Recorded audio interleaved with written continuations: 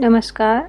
ओम आराधना channel में आपका हार्दिक स्वागत। आंवला नवमी कब है, क्या है इसका महत्व? वीडियो शुरू करें इससे पहले आप सभी से हाथ जोड़कर निवेदन है, प्लीज चैनल को लाइक, शेयर और सब्सक्राइब करें। प्रतिवर्ष कार्तिक मास के शुक्ल पक्ष की नवमी तिथि के दिन आंवला नवमी का पर्व मनाया जाता है। इसे अक्षय नवमी, धात्री नवमी और कुष्मांडा नवमी भी कहा जाता है। यह पर्व 12 नवंबर 2021 शुक्रवार को मनाया जाएगा। इस दिन किया गया कोई भी शुभ कार्य अक्षय फल देता है, अर्थात इसके शुभ फल में कभी कमी नहीं आती। इसके धार्मिक महत्व के अनुसार आंवला नवमी के दिन ही द्वापर युग का प्रारंभ हुआ था। वृंदावन की परिक्रमा का प्रारंभ भी इसी दिन से होता है।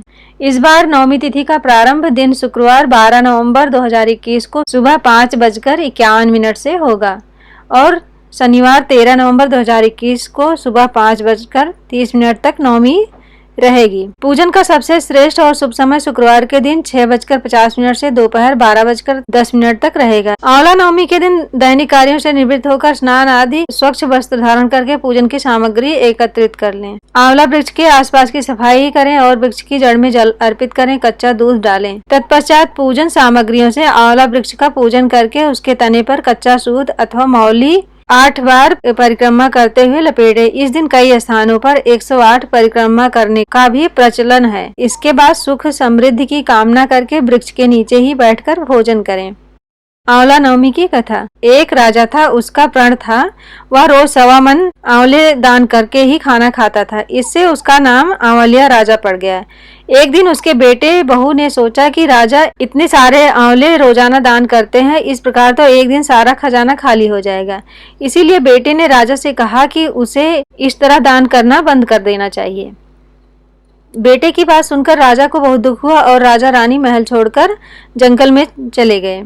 राजा रानी आंवला दान नहीं कर पाए और प्रण के कारण कुछ खाया नहीं। जब भूखे प्यासे 7 दिन हो गए तब भगवान ने सोचा कि यदि मैंने इसका प्रण नहीं रखा और इसका सत नहीं रखा तो विश्वास चला जाएगा। इसलिए भगवान ने जंगल में ही महल, राज्य और बाग बगीचे सब बना दिए और ढेरों आंवले के पेड़ लगा दिए। सुबह राजा रानी उठे तो देखा कि जंगल में उनके राज्य से भी दुगना राज्य बसा हुआ है। राजा रानी से कहने लगे, रानी देखो, कहते हैं सत मत छोड़ें, सूरमा सत छोड़या पत जाए, सत की छोड़ी लक्ष्मी फेर मिलेगी आए।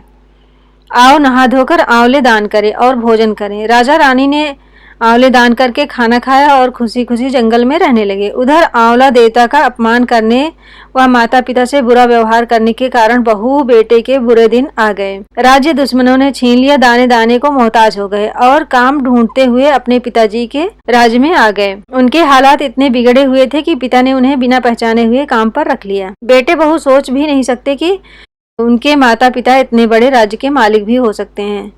उन्होंने भी अपने माता पिता को नहीं पहचाना। एक दिन बहू ने सास के कंघी करते समय उसकी पीठ पर मस्सा देखा।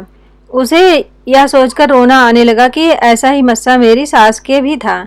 हमने ये सोचकर उन्हें आंवले दान करने से रोका था कि हमारा धन नष्ट हो जाएगा, आज वह लोग न जाने कहाँ होंगे। यह सोचकर बहू को रोना आने लगा और आंसू टपक टपक कर सास की पीठ पर गिरने लगे। रानी ने तुरंत पलटकर देखा और पूछा कि तू क्यों रो रही है। उसने बताया कि आपकी पीठ जैसा मस्सा मेरी सास की पीठ पर भी था। हमने उन्हें आंवला दान करने से मना कर दिया था, इसलिए वह घर छोड़कर कहीं चले गए। तब रानी ने उन्हें पहचान लिया, सारा हाल पूछा और अपना हाल बताया। अपने बेटे बहू को समझाया कि दान करने से धन कम नहीं होता बल्कि बढ़ता है। बेटे बहू भी अब सुख से राजा रानी के साथ रहने लगे। हे भगवान, जैसा राजा रानी का सत रखा वैसा सबका सत रखना, कहते सुनते सभी को सुखी रखना, बस यही कामना है। एक अन्य कथा के अनुसार एक बार जगत गुरु आदि शंकराचार्य भिक्षा मांगने एक कुटिया के सामने रुके। वहाँ एक बूढ़ी औरत रहती थी जो अत्यंत गरीबी और दयनीय स्थिति में थी। शंकराचार्य की आवाज सुनकर वह बूढ़ी औरत बाहर आई। उसके हाथ में एक सूखा आंवला था। वह बोली, महात्मन, मेरे पास इस सूखे आंवले के सिवाय कुछ नहीं है जो आपको भिक्षा में दे सकूं। शंकराचार्य को उसकी स्थिति पर दया आ गई और उन्होंने उसी समय उसकी मदद करने का प्रण लिया।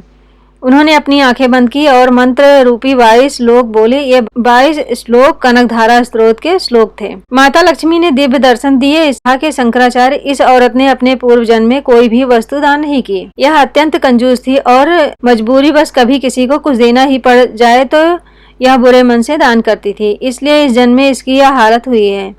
यह अपने कर्मों का फल भोग रही है, इसलिए मैं इसकी कोई सहायता नहीं कर सकती। शंकराचार्य ने देवी लक्ष्मी की बात सुनकर कहा, हे महालक्ष्मी, इसने पूर्व जन्म में अवश्य दान धर्म नहीं किया है, लेकिन इस जन्म में इसने पूर्ण श्रद्धा से मुझे यह सूखा आंवला भेंट किया है। इसके घर में कुछ नहीं होते हुए भी इसने यह मुझे सौंप दिया।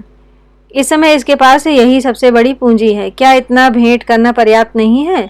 शंकराचार्य की इस बात से देवी लक्ष्मी प्रसन्न हुई और उसी समय उन्होंने गरीब महिला की कुटिया में स्वर्ण के आंवलों की वर्षा कर दी। जय माँ लक्ष्मी। अगर आप इस चैनल पर नए हैं तो प्लीज़ लाइक, शेयर और सब्सक्राइब करें, जिससे आने वाली वीडियो आपको मिल जाए। धन्यवाद।